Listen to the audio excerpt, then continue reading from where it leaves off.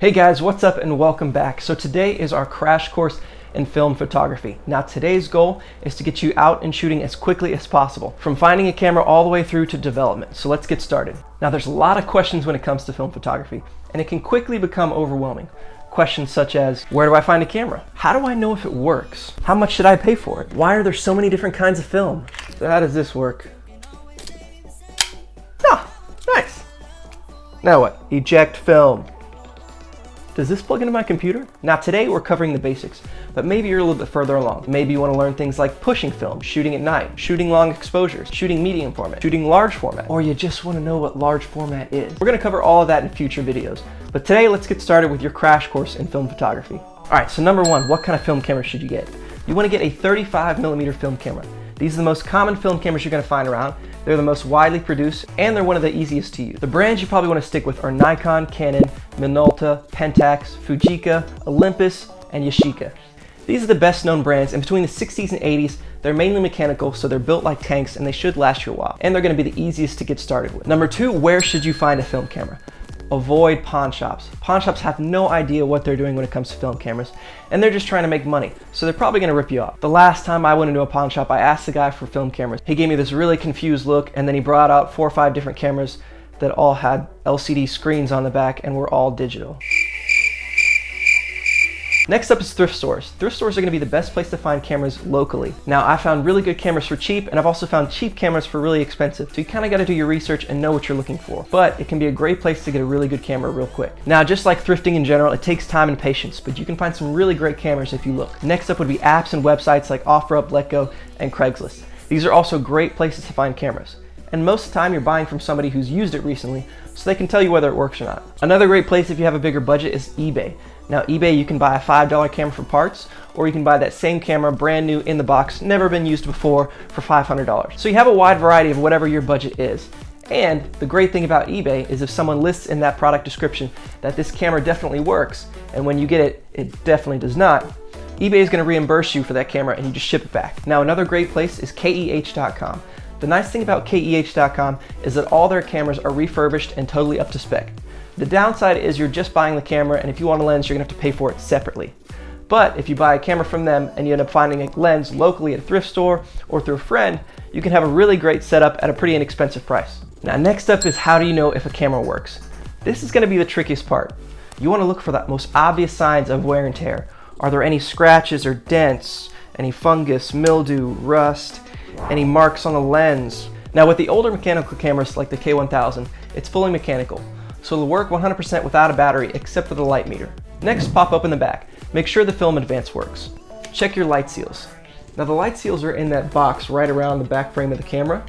Now if these are missing or in bad shape or anything, light could get into the back of the camera and ruin a lot of your shot. Make sure you check the shutter speed at all stops. The shutter speed is that dial next to the film advance, so you want to check it at every speed to make sure that it works properly. So check it at 1/1000. Check it at 1/125. Now check it all the way down at 1/4 of a second. Good, still works.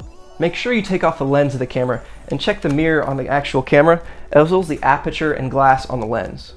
The ring around the lens adjusts the aperture, and it should work at every stop along the way. If for some reason it catches, snags, or skips a few stops, there's probably some serious issues and you want to stay away from it. And lastly, put the lens back on and make sure the focus works through the viewfinder. Now there's a lot of different cameras that won't operate without a battery, such as the Minolta X700. Now I've bought a few of these from thrift stores and I've never had any issues, but it's one of those things where you're taking a risk because I can't check it until I get it home and put batteries in it. Now like I said, there's no way to fully know whether a camera works until you put film in it and shoot it. But I've bought dozens of cameras from film stores and I've only had a few issues, and this is because I got lazy and didn't go through all the steps when I was checking them. Another important thing to take into consideration is size. Don't buy this. What are you gonna do with this? You're not the kid from Stranger Things. People aren't gonna like you after you creep through the window. What, are you trying to take a picture of a bear on a mountain 400 yards away? No, there's no reason to have this. And most of the times, they're gonna charge you more for this because they think this is better. This is your happy place. You want a 35 to 50mm lens that you can use daily. So again, don't get this, get this. Ah, I'm missing a screw. Next up is, how much should you spend on a camera? Whenever I'm thrifting or I'm looking at cameras online, I'm not going to spend more than $40 normally. But this depends. A lot of cameras need a lot of work. Most of them you're going to have to replace the light seals. You might have to fine tune them. They're going to need to be cleaned. So you're going to end up putting some money into them. So if it's in rough shape, I'm not spending more than $25, $30, $40 on a camera. Now there are exceptions. Better cameras I'm going to spend more on. But generally speaking, most cameras you're going to find locally or at a thrift store are going to need enough work to where it's not worth spending more than $30 to $40 on. Especially since you don't even know if it works yet. A lot of people selling cameras look online and they see that this camera in top shape is worth $300. So they're like, oh, I have a few scratches, oh, this is fine, it's worth $200, which really isn't the case. They don't know if it works, it needs new seals, the shutter is messed up, and it's gonna need a lot of work. So the reality is that camera is not worth as much in the condition that they have it in. Now next up, we're gonna talk about film. A brief summary on ISO. ISO is the film's sensitivity to light. So a 200 speed film isn't going to be that sensitive to light, whereas a 1600 speed film is extremely sensitive to light, and that's something you're going to use in really low lighting. Now tying this into digital, it's the same thing with your camera's functions. If you set your ISO to 200, it's going to be very crisp and clean, whereas if you set it to a higher ISO, such as 1600 or 3600 on some digital cameras, it's going to get very grainy because it's very sensitive to the light. Now most people use 400 speed film because it's very versatile. You can use it in broad daylight, or you can use it in a little bit lower light. Now if you want, you can go to your local camera store or CVS and buy film there, but you're gonna save a lot of money buying online. If you go to Amazon or eBay, you're gonna be able to find some pretty good deals, especially if you buy expired film. Now a lot of people like shooting expired film because it's cheaper, and most of the times you're not gonna see a big difference. But there are exceptions and you kinda gotta be careful. Expired film tends to be more grainy and the colors can be a little off. So when you're looking for expired film, you want to make sure whoever you're buying it from has kept it in cold storage. Keeping film in cold storage preserves the film and keeps it more closely to what it's supposed to look like. Now as far as loading and unloading your film camera, check out our previous video for a quick how-to on doing that. Next up is shutter speed and aperture. Now shutter speed is how long your camera lets light in. So at 1/1000, it lets light in for a very short amount of time. This is something you're going to use in broad daylight or if you want to catch a really fast object. Now something lower like 125 is something you're going to want to use in lower light, and it lets light in for a longer period of time. Now shooting handhold, you normally don't want to go below 125. So the easiest example, if I'm trying to catch a car driving by, I'm going to shoot it at the highest shutter speed I can so that that car is perfectly in focus. However, if I want to make that car seem like it's moving, give it some motion, I'm going to shoot at a much lower speed, like 125 or 160 if I have it on a tripod or a very still subject. That way you're kind of getting a motion blur of that car driving by. Next up is aperture. Now like we looked at before, aperture is those blades that opens and closes the lens. So that controls how much light you're letting in, as well as the focus point of your lens. So for example, right now we're shooting at 2.8. So I'm in focus and you can see behind me the background is just a little bit blurred and out of focus. Now if we were shooting at something lower like 1.4, the front end of my face would be completely in focus and behind me would be completely blowout. But if we were shooting at something higher like f/22, I'm going to be in focus as well as the entire background. So this is important to keep in mind when you're shooting things like portraits.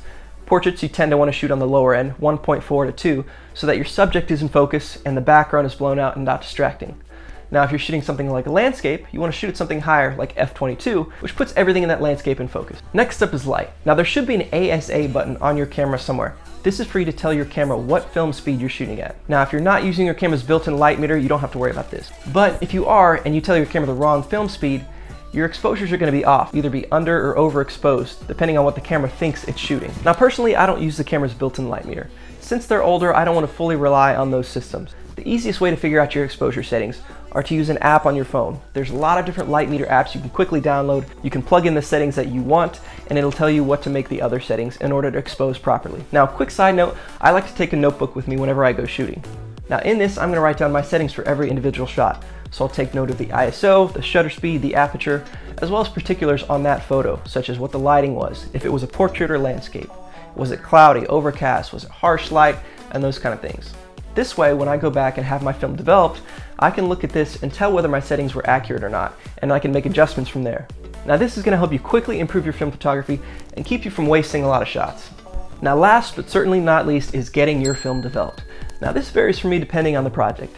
If I've just gotten a new camera and I'm not fully sure on the settings, or I'm testing it out to make sure it works properly, I'm just going to take that film locally to somewhere like 60 minutes. It's quick, easy, I get the film back within a couple hours, and then I'm not waiting 2 weeks to find out that the film wasn't any good or that I had a light leak and all my shots are wasted anyways.